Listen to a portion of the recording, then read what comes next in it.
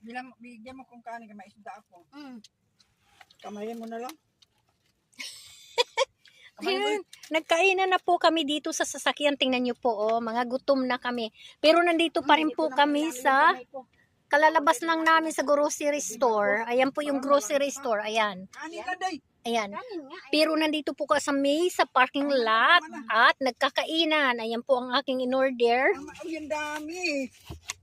Ang daming kanin. Ang sarap ng paano nga eh. Ayan po ang aking in-order.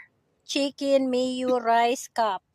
Tapos kay Im naman ay sushi. Korean.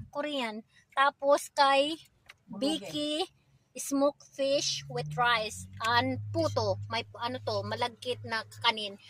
Ang kay Ami naman ay ano yan? Bulgogi. Bulgogi sa'yo? Mm-mm. Ano yan? Chicken?